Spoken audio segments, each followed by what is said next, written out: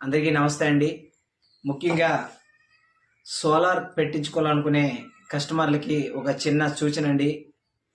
చాలామంది అనుకుంటున్నారు, ఏడో నెల వచ్చేసింది, వర్షాకాలం ప్రారంభం అయిపోతుంది, సోలార్ ఎందుకు లేని.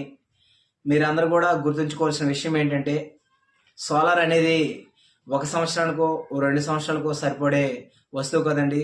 దాదాపు 30 సంవత్సరాల వారంటీ అగ్రిమెంట్తో కూడుకున్నటువంటి విషయం అండి సోలార్ అనేది. మీరు ఇంకో విషయం గుర్తుపెట్టుకోవాలి,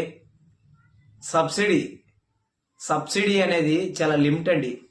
1 కోటి కనెక్షన్లో టార్గెట్ అండి సెంట్రల్ గవర్నమెంట్కి, మోడీ గారికి. మీకు డౌట్లా ఉంటే చాలామంది చెక్ చేసుకోవచ్చు. పిఎం సూర్య గారు పోర్టల్లోకి వెళ్ళి ఇప్పటి వరకు ఎన్ని కలెక్షన్లు అయినాయో, లేకపోతే ఇంకా ఎన్ని కలెక్షన్లు టార్గెట్ ఉందో, రిమైనింగ్ ఇంకెన్ని ఉన్నాయి ఏంటి అనేది పిఎం సూర్య గారు పోర్టల్లోకి వెళ్ళి మీరు అందరూ కూడా చెక్ చేసుకోవచ్చండి. 1 కోటి కనెక్షన్ల వరకు మాత్రమే సబ్సిడీ ఉంటుంది. ఈ సబ్సిడీ అయిపోయాక దాదాపు మీరు పెట్టించుకోవాలనుకుంటే ప్రతి ఒక్కరి మీద కూడా 1,00,000 రూపాయల భారం అనేది పడుతుంది. ప్రస్తుతానికైతే స్టేట్ గవర్నమెంట్ కూడా 20,000 సబ్సిడీ అనేది ప్రకటిస్తుంది. వాళ్ళు ఇచ్చేది 78,000, వీళ్ళు ఇచ్చేది 20,000. దాదాపు 1,00,000 రూపాయల సబ్సిడీ అనేది మీ అకౌంట్లోకి వస్తుంది. ఈ సబ్సిడీ పోయాక మీరు సోలార్ పెట్టించుకోవాలనుకుంటే మాత్రం దాదాపు 1,00,000 రూపాయలు మీకు ఎక్స్ట్రా ఖర్చు అవుతుందండి.